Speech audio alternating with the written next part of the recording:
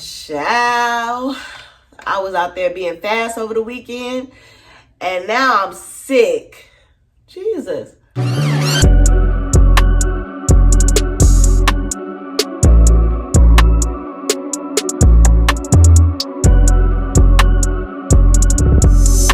Alright, y'all. What's up, my little raggities? How y'all doing? How are y'all feeling? I'll give you time to respond. Okay, don't tell me too much. All right, so listen, this month is feeling like it's gonna be a really long month. I don't know. I'm just getting that vibe. Hopefully, it's a good month though. I am here to share with you guys my TBR graveyard. And what that means for me is that the books that I'm going to be reading this month are books that I've DNF'd in the past, or books that from authors that I just kind of read one of their books and I haven't really revisited any more of their work, or books that I probably thought about reading in the past but just was like, I'm good. So we're bringing them back. We're rising them up from the dead, okay? So let's get into this video. Okay, so first in my graveyard, we have The Getaway by Lamar Gills. And all of these books that I am going to be reading this month are either thriller and horror. So this particular book is about a young man who lives on this resort, and he has the best life. He has friends, a good paying job, his family is amazing, and he kind of works at the resort that he's, his family and all that stuff is running. And the resort is supposed to be an oasis for the people on the outside of the resort to just come and relax and just get away from their crazy lives, right? But all of a sudden, he starts to realize that, like, these rich and wealthy people that normally would just come for a couple of days and leave, they're not leaving. And he's trying to figure out, like, why y'all not leaving? And because they're not leaving, they're now at the rich and wealthy's beck and call. So, like, if he's working at the front desk or whatever, like, he has to go and be their room service and all of that stuff. And these people are not very nice. So him and his friends are trying to figure out, like, do we just stay and deal with what these people have brought to our resort, or do we venture out and figure out what the hell is going on in the world to where y'all are all coming here and y'all are staying? It's giving very much Get Out. Yeah. Okay, so the next book we're gonna be rising up from the dead is The Blonde Dies First by Joelle Wellington. And I must say that I did start this book and I DNF'd it. So we are gonna try again. I initially bought it for the cover. So that was on me. If I would have read the synopsis and the cover wasn't that great, I don't know if I would have bought it. But since I bought it, I feel like you better read it. You know how your mama make you some food when you was a kid? And she'd be like, I spent all day cooking, you better eat it. So it's like I bought it, so it's like you better read it. So The Blonde Dies First, just to kind of sum it up, the synopsis, not the book. A group of kids, they come together and they start playing with a Ouija board. They must don't know Bone Thugs and Harmony. So they start playing with this Ouija board and they start to feel like the stuff that's happening to them might be a little demonic, but then they realize it's not really demonic. Somebody is really just after them. Yeah. And it's giving teen slasher. And one of their friends, who happens to be blonde, she's up first. Yeah. So that's basically the gist of what I'm going to be venturing into. I will say, while I was reading it the first time around, it wasn't giving me spooky vibes at all. I wasn't getting, oh my God, I can't wait to find out, like, what's going on.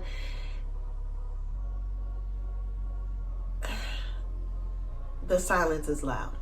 Okay, so next up on my list is Sleep Tight. Now, I did start this one too, and I was tuning in and out because I received this book as an ARC from NetGalley as an audiobook. When did I request this audiobook? I don't know, but somehow it ended up on my shelf. So basically, it is about a very, very, how can I say this? A lunatic. It is about a lunatic that goes by the name, what was he calling himself?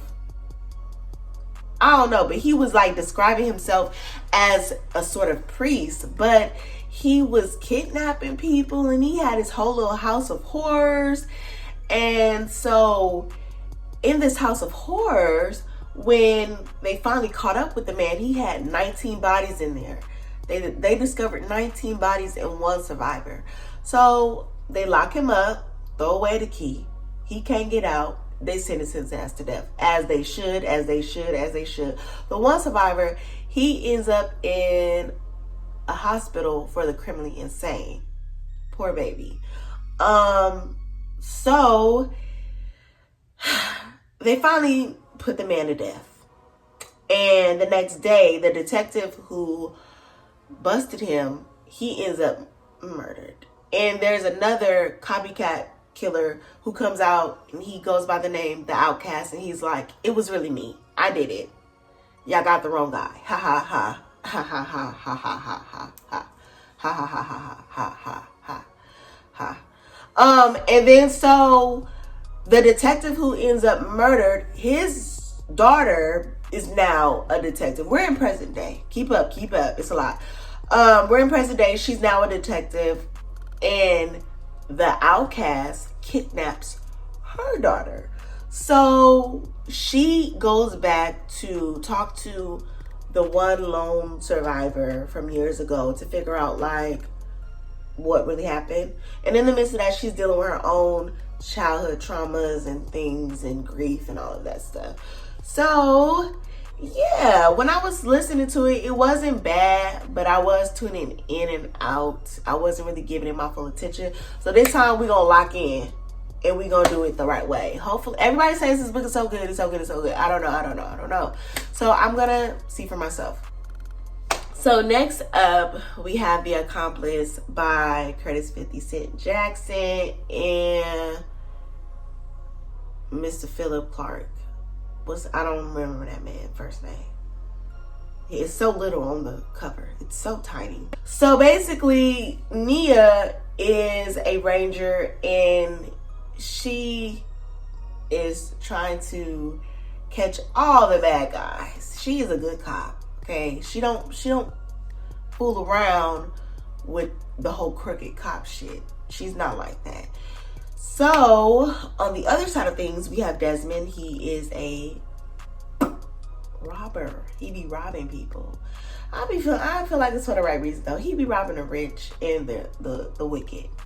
And so he is going to rob the wrong people, and the wrong people that he has chosen to make his victim, they're like, I'll kill you and her. Like, if y'all trying to come for our family and expose our secrets and things and take our money, all that, both of y'all can die. So that's basically what the book is giving. I think I'm on like chapter 5 or something. It isn't bad. I'm actually really enjoying it. It's not as fast-paced as I would normally like my books to be, but it's not bad. And I can definitely see why people would compare it to an S.A. Cosby book. I could see why. So I'm gonna keep going. You know, I'm enjoying it. Okay, so next up out of the graveyard is The Outsider by Stephen King. If and when I do read this,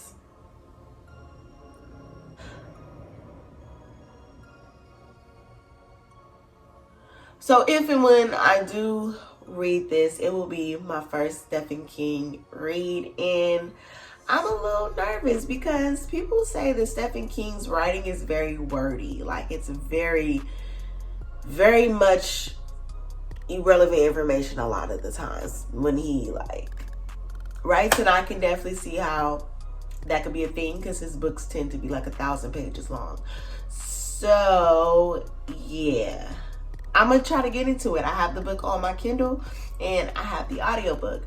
So I'm gonna try to do some immersive reading to kind of really lock in, because I really want to figure out what happened to this little boy who was found at the park, and the DNA is now saying that the person who's responsible is his old coach. So yeah, I'm interested in figuring out, like, did the coach really do it? Because the coach is said to, has, you know, people have said that the coach is a really good guy. So yeah, and then if I do finish it, I can see myself watching a series and doing like a little series book mashup. I don't know, maybe. So next up in the graveyard, we have The Teacher by Frida McFadden. And the reason why this book is in the graveyard is not because I started this book. It's because I've only read one Frida McFadden book, so I'm bringing her back. And so yeah, The Teacher is about Eve, who is a teacher, and there is some sort of student teacher relationship going on between another teacher and a student named Addie. And Eve knows Addie to be a liar, and she knows Addie to be like very sneaky, and she already has her mind made up about, you know, whether Addie's lying or not. And Addie has some secrets of her own that she doesn't want to get out. And, you know, Addie is trying to convince people that I'm not who y'all think I am. So I'm interested in getting into that. I feel like I've seen this book floating around a lot. A lot of people really enjoyed this one. So I'm looking forward to it. Okay, so for our nostalgic read of the month, we're pulling Brandon Massey out of the graveyard, y'all. We're bringing him back. He wrote this book in, I want to say 2008. It is called Within the Shadows. And what I've noticed about Brandon is he keeps his themes the same in a lot of his books. Like, the guy Andrew in this book is a successful mystery author, and he has everything he needs in life but the one to share it with. And I've seen this theme, the main male character being the writer, in The Landlord, and his books always seem to be based in Atlanta. I don't know what this is about, Brandon. I don't know. I think maybe you should venture out and maybe choose like Ohio. Maybe write a book about a truck driver. I don't know. It's just like repetitiveness doesn't really do well in the bookish community. I don't know. You might want to try a different route. But Andrew is a mystery writer, and he meets Mika. Mika seems to be so perfect for him, and they spend one night of passion, and then he finds out that Mika isn't what he thought, but it's kind of like a fatal attraction situation now, because Mika's like, oh nigga, you ain't going nowhere. Like, it's giving a thin line between love and hate, you know? So yeah, I can't wait to see how this plays out. Brandon does a really good job of keeping you entertained and pissing you off, and also keeping you shocked. So I'm excited to bring his writing style back into my view, because I ain't gonna lie, I like Brandon's writing. I really do. So I'm interested for that. If you guys want to read it with me, I'm going to probably start it on the 7th. So that will be a Monday, I think. So yeah, read it with me. I don't know. And they do have an audiobook for those who like audiobooks. Check Hoopla. Next up, I may or may not get to this, but we're bringing this author, Adam Caesar, back from the grave. I'm going to try to squeeze in The Clown in a Cornfield too. And basically, it's kind of like the same thing. He's bringing some of the old characters back, and I guess now they're famous after dealing with the last little stabbing situation. And there is a new clown in town, and he's hunting niggas down. So yeah, I'm ready for all the gore and slasher vibes, because when I tell you them scenes was really gory that he wrote in the first one, I was like, whoa, I wasn't expecting all this, but very well. Next up is I Fed Her to the Beast, Part 2. I didn't read Part 1. This is an arc. So I don't know why I chose this book. Probably because it was kind of like one of the only things I could have chose from that I really had an interest in. I saw Part 1 floating around, but I'm really not a fantasy girly, and so I did not read Part 1, and I'm wondering if I go in to Part 2, am I going to be confused? Am I just not going to know what the hell is going on? I don't know. I may or may not even read this for real. So yeah. Last up on my list is Booed Up by Daniel Allen. I saw this on Instagram and I was like, oh my God, a Halloween novella. I'm here for it. But I'm hearing that this is very spicy. I'm okay with a little spice, but I don't do well with a lot of spice. And I hear it's really spicy. I'm the type of person that, if I'm reading a spicy scene, I'll skip over it. Or if I'm listening to an audio book and it has a spicy scene, I'll fast forward it. Because I don't need the details. I got a man. So, I kind of speed over it. And if this is a novella and it has a lot of spice, I can imagine I'm probably going to be doing a lot of skipping. But basically, the main female character, she is going to a Halloween party to meet up with her friends. And she is in for a treat. The synopsis wasn't very long. So I'm like, I don't know if this is some type of sex party or is she going to meet somebody. I don't know. It doesn't say. So, yeah. That's my TBR graveyard for the month. I do have some other arcs, but I'm going to do an arc taste in another video so we can all sit down together in our cozy PJs and listen to the first chapter if it's not too long, girl. 'Cause, yeah. And I will see y'all in tomorrow's video. Like I said, it's Vlogtober. So I feel like I'm going to be doing 3 to 4 videos a week. And the rest will be shorts and community posts. It probably won't be that many videos every week.